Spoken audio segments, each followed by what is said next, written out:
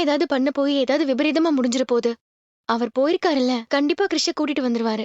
பையனோட பாட்டிக்கு ஏதாவது காசு தேவைப்பட்டிருக்கும். பையனை கடத்தி நம்ம கிட்ட காசு கேட்டாலும் கேட்கணும்னு நினைச்சிருப்பா. நீங்க பேசாம ஸ்டோரி எழுத போயிடுங்க. நல்லா யோசிக்கிறீங்க. கிறிஷ் வந்துட்டான். எதுக்குடா கிரீஸ கடத்துறாங்க? கடத்தினவனுங்கள மெயின் ஆளு முகத்துல துணி கட்டியிருந்தான். அவனதான்ப்பா பார்க்க முடியல. கடத்தினவன் எதுக்கு மனோஜுக்கு கால் பண்ணா? எனக்கு அது புரியவே இல்ல. எனக்கு அங்கிள் நம்பரே தெரியாது. இவனுங்க சாதாரண பசங்களை கடத்துவானுங்களா? பெரிய பிசினஸ் மேனா இருக்கான்ல. பெரிய பணம் கேட்காம எதுக்கு 2 லட்சம் ரூபாய் மட்டும் கேட்டாங்க? நீங்க பெரிய பிசினஸ் மேன் நினைச்சிருந்தா 50 லட்சம் எல்லாம் கேட்டிருக்கு. கிறிஷ பத்தி விசாரிச்சிருந்தாலே தெரிஞ்சிருக்கும் இவன் மனோஜோட பையன் இல்லன்னு.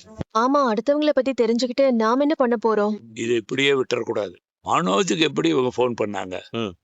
இதுல வேற ஏதோ ஒரு விஷயம் இருக்கு, கண்டுபிடி. இனிமே இந்த பையன் விஷயத்துல நீ தலையிடாத. அவன டாடி இடி எல்லாம் கூப்பிட விடாது. இந்த ஒரு ஆளை பிடிச்சதுக்கே டிபார்ட்மெண்ட்ல ஹையர் ஆபீசர்ஸ்லாம் என்ன பாராட்டுறாங்க. டிபார்ட்மெண்ட்ல உங்களுக்கு ப்ரொமோஷன் கொடுத்துருக்காங்க. நிஜமா? கதை சொல்றேன்னு வெக்கமே இல்லாம கூத்தடிச்சிட்டு இருக்க. போது விஜய், தப்பான பார்வையில எதை பார்த்தாலும் தப்பா தான் தெரியும். நான் சொல்லியிருந்தேன்ல, பையன் வெளிநாட்டுல இருக்கான்னு. இவன் தான் வயசான பக்குவம் வரும்னு சொல்லுவாங்க. ஆனா இந்த வயசுல போய் தேர்ந்தெடுத்த ஒரு நட்பு நீதான். நீ அவ்வளவு தப்பு செஞ்ச போவும் நான் உன் கூட இருந்திருக்கேன்.